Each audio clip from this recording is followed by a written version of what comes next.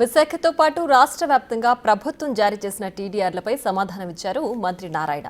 విశాఖలో టీడీఆర్ బాండ్ల అక్రమాలపై vigilance CID విచారణ జరుగుతోందని తెలిపారాయన. 3 నెలల్లో నివేదిక తెప్పించి బాధ్యులపై చర్యలు తీసుకుంటామని అన్నారు మంత్రి నారాయణ. ఒక్క విశాఖలోనే కాదని తణుకు, తిరుపతిలో కూడా అక్రమాలు చేశారని అన్నారు మినిస్టర్ నారాయణ. అధ్యక్ష, ఈ టీడీఆర్ బాండ్స్ విషయం గత ప్రభుత్వంలో కంప్లీట్గా టోటల్ అవతకలు చేసింది అధ్యక్ష.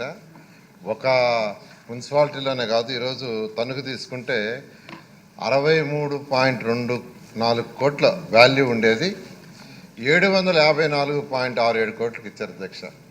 దాని వాల్యూ 63 కోట్లు, కానీ వాళ్ళు ఇచ్చిన వాల్యూ 754. అంటే ఎక్కడో, అంటే రూరల్లోనూ ఎక్కడో ఒక ల్యాండ్ ఇస్తూ ఉంటే వాళ్ళు అడ్రస్ టౌన్లో ఎక్కడో టౌన్ సెంటర్లో అడ్రస్ ఇస్తే దాని వాల్యూ వేసేసారు. ఇక్కడ జరిగిందంటే వెరీ సింపుల్, ల్యాండ్ ఇచ్చింది ఒక దగ్గర, కానీ హౌస్ అడ్రస్ చూపించింది ఎక్కడంటే సిటీ సెంటర్లో ఒక ఇల్లు చూపించారు.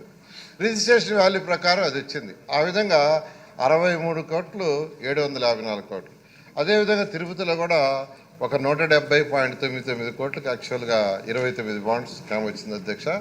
అదే కాదు, విశాఖపట్నం కానీ చాలా మున్సిపాలిటీలు ఇచ్చారు. దీని మీద యాక్చువల్గా vigilance enforcement enquiry, CID enquiry వేసింది. దాని డీటెయిల్స్ వస్తాయి అధ్యక్ష. రాగానే దాని మీద ఖచ్చితంగా యాక్షన్ తీసుకుంటాం.